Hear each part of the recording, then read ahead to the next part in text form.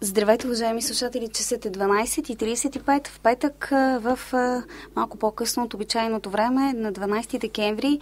Отново сме тук, за да проведем един разговор, който е свързан с едно събитие, насрочено в края на седмицата на 14 декември, както неколкократно вече ви съобщаваме, когато е насрочен един протест, мирен протест, митинг, свързан с прекратяване порочните практики на банките и частните съдебни изпълнители. У нас сега в студиото на Радио Г. Ангел Славчев от Движение Граждански контрол. Добър ден! Добър ден! Аз и преди това ви питах в предварителния разговор. Нека да започнем първо с мотивите протеста да бъде насочен именно срещу банките, порочните им практики, тези на частните съдебни изпълнители. Повече от години и половина вече работим по този проблем. При нас постъпват десетки, стотици, вече може би са и хиляди писма на хора, които са пострадали от тези порочни практики на банки на частни съдебни изпълнители. Липсата на равнопоставеност и справедливост доведаха до отчаяние стотици хиляди хора, които пък сложиха и някои от тях сложиха и край на живота си. Внасяхме искания в Народното събрание, правихме кръгли маси, организирахме дискусии и това всичко в рамките на една година назад. Направихме около 40 телевизионни предавания в национален ефир за този проблем и абсолютно нищо не се случва. Никой от властимащите не се сезира да започне да решава този проблем. В крайна сметка, в началото на този месец се събрахме 4 сдружения с граждански сдружения и създадахме инициативен комитет, който да започне активна борба с тези порочни практики на банки и частни съдебни изпълнители. 6 са конкретните искания, които искаме да се случат. Сега ще ви ги прочета, за да чуят и вашите слушатели, че всъщност идеята на този протест е да градим. Протестираме срещу сегашната система, защото никой не ни чува, но всъщност имаме конкретни искания, които искаме да се случат, за да са в полза на хората. И първото нещо е незабавен мораториум върху всички изпълнителни дела по реда на член 417 в ГПК и последваща отмяна на член 417 и свързаните с него норми от ГПК. Целта на това искане е длъжниците по тези дела да се защитят в състезателно исково производство. В момента този член от ГПК дава възможност на частните съдебни изпълнители да си правят каквото искат. Да ви осъдат без да разберете, да ви запорират сметките, имуществото постфактум, т.е. те вече са ви осъдили, вие не сте разбрали. Нямате право да се защитите в процеса, т.е. когато са завели иска срещу вас, трябва в последствие вече да заведете дело, да го водите и така нататък. Включително в този член е разписано и глупостта държавата и банката да бъде на едно и също ниво. Тоест, ако някой дължи пари на държавата и на банката си има първо парите, не държавата. Така че толкова е порочен този член от ГПК, че каквото и да кажа за него е малко. Второ, закон за фалит на физически лица. Това означава да се разграничат тези, които не искат да обслужват дълговете си, от тези, които наистина не могат. Целта на това искане е тези, които не искат да могат да бъдат отсяти, т.е. тези, които не са коректни платци, да им дадем възможност просто да не си платят кредита. Но на тези, които не могат, които са в крайно състояние, съда или там компетентния орган да отсъди, че той в момента не може да си плаща кредита и да му даде отсрочка. И ще дам конкретни примери, че в 24 европейски държави има такъв закон за фалит на физически лица. В Съединените американски щати също има закон за фалит на физически лица, което е ясна предпоставка, че има откъде да черпим опит. С една дума да го илюстрираме така, да речем фирмата, в която човек работи, не дай си Боже, може да фалира и тя може да бъде обявена в несъстоятелност, но самият човек, който спира да получава всякакви доходи, не може да бъде фалирал, той продължава да. Да, примерно ако вие сте предприемачи и тръгвате да строите жилищен блок, събирате 20 човека, които ви дават един куп пари, фирмата фалира и пито платено. Обаче, ако вие вземете кредит и утре, не дай си Боже, ви случи нещо, не може да го изплащате, или пък наследите кредит от ваш близък, който, примерно, не дай си Боже, почине, т.е. вие оставате длъжник на банката до живот. Без изобщо да сте го искали. Третото, което настояваме, е да се учреди ефективен регулаторен орган извън БНБ за контрол на търговските практики на банки и други финансови институции. Забрана на подвеждащи измамни практики и пълно предотвратяване на възможността за едностранна промяна на лихвите по вече отпуснати кредити. Всички видяхме, че покрай случая КТБ БНБ не осъществява регулация на финансовия пазар. Или то не е така, или поне не е такава, каквато би трябвало да бъде. Затова настояваме да се създаде такъв регулаторен орган, който да даде прозрачност и да бъде гарант, че освен БНБ има и друг регулатор, който да може да регулира тези финансови пазари. Четвърто, закон за финансов омбудсман. Това трябва да бъде орган за извънсъдебно решаване на спорове между банки и други финансови институции и техните клиенти. Такава препоръка имаме от Европейския съюз. Там също по европейски директиви ние сме длъжни да имаме такъв финансов омбудсман. Обаче всички управляващи до момента си правят оглушки. Имахме среща на тази тема и с нашия омбудсман национален Константин Пенчев. Той не е голям радетел, защото казва, аз също мога да се справя с този проблем. Не е нужно да се създава друг такъв орган, но казва, проблема е, че няма бюджет. Дори сега обсъждахме с ваши съграждани в Сандански, че тук също отдавна се иска да се създаде местен омбудсман, но от страна на управата, местната управа се среща сериозна съпротива. Добре е да има такъв омбудсман, такъв орган, за да може да има извънсъдебни споразумения. Знаете, че съдебните споразумения, т.е. и дела се точат много дълго време. Един такъв орган много по-бързо може да решава тези проблеми. Петото, но не е по важност, е да се промени действащото законодателство с цел промяна на ГПК и премахване на пречките за завеждане на колективни искове срещу банки и осигуряване на достъп до правораздаване за хора, поставени в неравностойно положение от страна на финансовите институции. Какво искаме да кажем с това искане? Много хора, които са в крайна фаза на отчаяние, т.е. финансово отчаяние, нямат възможност да водят дела. И те ги загубват, те ги губят и губят всичко по презумпция, защото те нямат възможност да се защитят. Няма възможност да се заведат групови искове срещу банките. Законът не го разрешава. Тоест всеки трябва да се бори кой както може. Затова също това е изключително важно да се направи. И шесто е предоставяне на защита на малките и средните предприятия, кредитополучатели. Това е с цел да може, защото като млади и така инициативни хора искаме малки и среден бизнес да просперира. Виждаме какво правят големите. Те мачкат пазара до краен предел.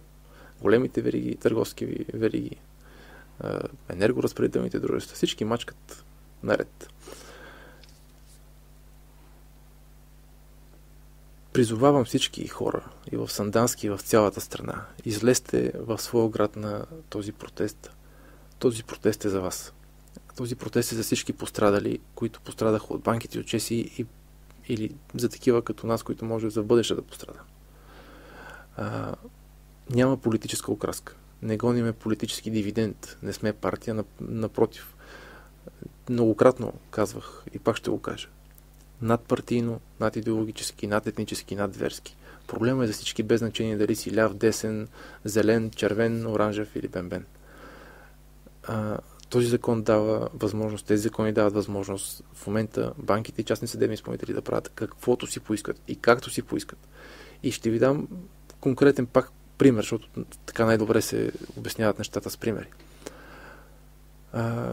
Взимате кредит за жилище. Банката ви казва, добре, ще ви отпуснем кредит, трябва да изпратим оценител. Изпраща техен оценител, за който ти му плащаш.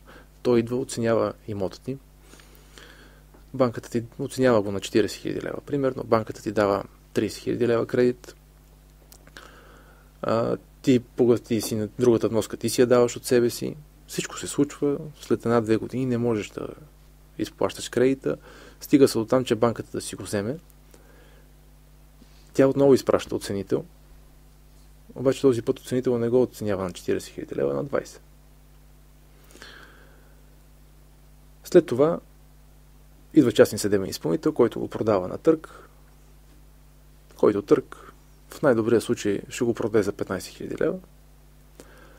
Разликата между 15 и 40 вие продължавате да я дължите, въпреки че вие сте дали вноска от себе си, въпреки че сте си плащали, да кажем, една година сте си плащали вноските, но разликата остава във вас. И тук задавам въпроса и към всички управляващи. Защо банките и кредитополучателите не са равноправни?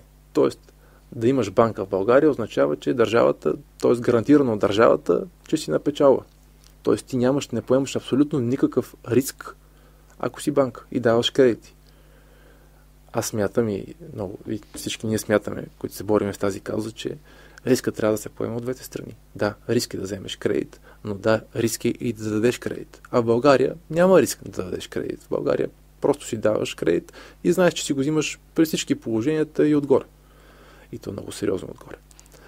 А за частните съдебни изпълнители мога да ви дам пак един конкретен пример. По техен доклад от 2013 година, за една година от такси, това е за 2012 година всъщност таксите, са събрали 193 милиона от такси. 163 частни съдебни изпълнители. Такива уродливи практики, такива такси се начисляват за копиране на А4 формат лист 20 лева, примерно. Не знам дали сте чували за такса успех. Такса успех... Не, за първи път е чувал. Да, знам стипендия успеха, но такса успех. Да, такса успех при частни съдебни изпълнители означава, че когато ти изпратят призовка, че в 14-дневен срок трябва да платиш сумата, за която те призовават, той ти начислява между 2 и там 15%, в зависимост от сумата. Те си имат разграфено какви суми, колко процента, но те ти казват за това, че сте изпратили едно личе, са ти го залепили, даже може да не си го видял, нали? Но да кажем, че си го видял и си платил дълга в 14-дневен срок, те ти слагат такса. Значи, ако не го платиш отделно, ти взимат всичко, ама ако го платиш пак, на време, такса успех. И вижте, и тук парадокса. Без да съм адвокат на правителството на Орешарски, по някакъв начин Министерски съвет тогава прие такова решение и отмени тази такса. След което Камарата на частните съдебни изпълнители заведе дело срещу Министерски съвет за нищожност на това решение. В момента в съда сме с 4 сдружения, се бориме заедно с Министерски съвет и с министъра на правосъдието. Се бориме тази такса да бъде премахната. Това са, от другата страна са Камарата на частни съдебни изпълнители, които толкова нагло се държат. И казват, за какво се борите? Нали знаете, че каквото решиме, това ще стане? Аз от лични наблюдения и така слухове мога да кажа, че има тук такива на територията на нашата Югозападна България, на които името само като се спомене, нали, веднага имаш асоциации за нещо лошо, което може да ти се случи. Едва ли не като с Баба Яга едно време, как ни плашиха, общо взето е така. А как ви се струва идеята частен съдебен изпълнител да ходи с 8 човека охрана? Ами струва ми се добре, защото при толкова милиони на толкова частни съдебни изпълнители, първо ми се струва добре, защото могат да си я позволят и второ, защото явно има за от какво да се страхуват. Така че добре в кавички, но съвсем реално е да се случва. И понеже казахте, протеста не ангажира и цели да бъде изключително надпартиен. Да. За да се случат нещата обаче, които вие искате, знаете, че пак трябва да опрете до тази така вече не особено добра в България дума партиите. Особено сега, когато в Народното събрание са 8, може и да е за по-добро, да знам, когато са 2-3 сигурно при 8 плурализма може да си оказа думата, но все пак как смятате на този етап? Едва ли не знаете, смисъл и може и да намерите поддръжници. Сигурно имате такива разговори. Знам, че предстоят такива, но сигурно ви е ясно. Вижте, действаме градивно. Имаме исканията. Излизат на 17 града в страната на 14 декември. Входирали сме в Народното събрание искане за срещи с всички парламентарни групи, за да обсъдим тези искания и да чуем тяхното становище. Да чуем подкрепят ли, не подкрепят ли. Какво мисли ГЕРБ, реформаторите, БСП, колкото и да са ми неприятни и ДПС, трябва да ги изслушаме. Не искам да ги разграничавам. Личните ми чувства към едни или към други съм ги заровил в момента, защото този проблем е. Да, говорим за парламентарно представените. Внасяме в Народното събрание нашия проект за промяна на ГПК, отмяна на член 417 и промяна на още други членове, 418, 410, те са много. Създадахме такава юридическа група, работна група, която работи върху този законопроект и другата седмица или в рамките на до няколко дни ще бъде внесен. Чисто в момента се оформя и се съгласува между отделните хора и организации. Ще внесем искане за налагане на мораториум върху изпълнителните дела по член 417. Това са всички законови възможни форми, които ние можем да използваме. Да, ще говорим с парламентарните им групи, да видим къде ще срещнем подкрепа и къде не. И пак казвам, няма да ги делиме по чувства дали ги харесваме или не, а дали ще свършат работа. В крайна сметка, тъй като идват и коледни и новогодишни празници, ще има едно леко забавяне, но в средата на януари месец трябва да има резултат. Ние ще им го дадем като ултиматум. Ако те до тогава не започнат да вършат и да работят върху тези искания, те да влезат в сила, като каза, мораториум е най-спешен, за да спрат всички тези силно порочни практики. Но не всички дела, нали, изпълнителни дела, които си се водят. Средата на януари месец излизаме вече на много по-големи протести. И тогава няма да бъдат 17 или 20 града, тогава ще бъдат 30-40 града в страната. Защото на хората наистина им е дошло до гуша. И ето пак ние опитваме с добро. Това са исканията. Това трябва да се направи. Не подскачаме с лудостта да казваме искаме оставка, махайте се, не ви искаме и така нататък. Не, ние казваме, не сме в момента да си ходите. Пак казвам, дали ми хареса Борисов или не, или който да било там, няма значение. Свършете работа. Но ако не искате да свършите работа, тогава ще ви сменим. Така че това е нашият ултиматум към тях. Или вършете работа, или януари месец си заминавайте. Защото дори слушах разни коментари и чета, че поради някакви геополитически влияния в държавата, някой искал да сваля Бойко Борисов от власт. Не, напротив. Нека да седи на власт, ама да върши работа. Като му дойде време, пак ще си ходи.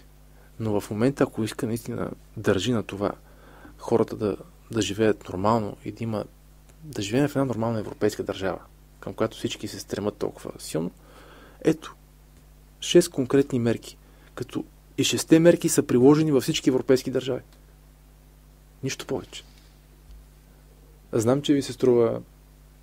Искам и се да кажа нещо оптимистично, да кажа нещо това, че българските политици са си взели поука, че са не учили урока, че прекалено много пъти са скъсани на изпит, ако използвам тази терминология студентска, и че вече наистина подхождат по различен начин. Искам и се да вярвам, че е така, защото така показани нещата сега. Чували сме, нали, някой банката му взела всичко, на другия вложил пари за бизнес, накрая идва частен съдебен изпълнител, продава му бизнеса, но когато, нали, човек се задълбае в конкретни истории с онзи, връщам се назад, че смъртта на един е трагедия, смъртта на милиони е статистиката. Човек като види един такъв случай отблизо, му става ясно колко несправедливо са поставени пред нас нещата. Ето, само накратко да ви дам още един пример, който е тук в ваше съседство в Благоевград. Един случай с едно момиче на 21 години, Любомира, която баща имал бизнес, работил, ипотекирал апартамента, купил друг и почива внезапно. Тя на 21 години остава с 6-месечно дете на ръце, мъжа и също избягал, заминал в чужбина. Баща я почива, бизнесът съответно си заминава с човека. Тя остава с детето и с един кредит и с брат си, който е на 14 години, и го осиновява, защото трябва да има попечителство да не го вземат социалните. И тя на 21 години се сблъска си удря главата в стената, защото банката казва, моето момиче, взимаме ти 2 апартамента. Това са наследените кредити. Аз затова казах, че тук законодателството трябва да ги разглежда. И в този случай тя казва, аз не искам 2 апартамента, мен не ми трябват. Баща ми имал други идеи и така нататък, няма го в момента, аз не мога да плащам, нямам работа. И нали, вземете един апартамент, но ние трябва да живеем някъде. Това дете трябва да живее някъде. Брат ми и аз трябва да живеем някъде. Банката казва, не ме интересува. Ето тук трябва да има закон за фалит на физическо лице. В случая съда да каже на банката, извиняваме се, обаче това е закона, ние отредихме, че това момиче си запазва едното жилище, вие си взимате другото жилище, продавате си го и оттам си връщате каквото можете, останалото си го служете в графа загуба. Това трябва да се случи. Защото в противен случай какво мога да очакваме за един такъв млад човек на 20 години с дете на ръце, братчето си и с хиляди мъки, много амбициозен човек. Даже в момента тя успя да закрепи се някакси. Даже учи политология в момента. Аз следа какво случва с нея, защото много са причастни с случая, но работи, нали, дори работи като чистачка. Не е срамно какво работиш. Но взима 300 няколко лева, но работи. Тоест не е мързелива. Даже изкара курс за таксина шофьор. Амбициозна и се опитва се да се бори. Обаче държавата от всякъде показва с извинение среден пръст и казва ми, оправи се. Такива случаи не са единични, за съжаление. И не трябва да става статистика. Тоест не трябва да се събудим а затова пък казвам, обръщам се към всички пострадали от банкови отчеси и рекет. Сега е момента да положим усилия, да излезем и да кажем край. Стига толкова. Пак да кажем, неделя 11 часа пред сградата на Общинска администрация Земеделски, още 17 града, общо 17 града в страната, които по това време в неделя, нали така? Да, всички по едно и също време в неделя пред общините. Единствено в София се събираме пред Съдебната палата. Там ще направим шествие до Министерски съвет и оттам до Народното събрание. Аз ви желая успех и пак казвам, искам и се да кажа нещо оптимистично, не само защото идват Коледа и Нова година, а защото общо взето като цяло българите имаме нужда от оптимизъм и имаме нужда от наистина политици, които са се научили урока. Надявам се, че тези, които не им е за първи път да са на власт, наистина са си взели поуки, още повече, че те бяха тези, които бяха повлечени от тези други протести преди години. Пожелавам ви успех. Успеха ще е за всички нас заедно. Да, той не е личен. Тук няма личността, няма значение. Аз пожелавам успех на каузата, като и все пак някой трябва да я формулира и да тръгне, и другите да тръгнат след него. В неделя 11 часа през сградата на Общинска администрация Земеделски, общо 17 града, протест, който е свързан с искане за промени в закона. Закон, който да защити хората от порочните практики на банките и частните съдебни изпълнители. Това беше Ангел Славчев. Благодаря. Благодаря.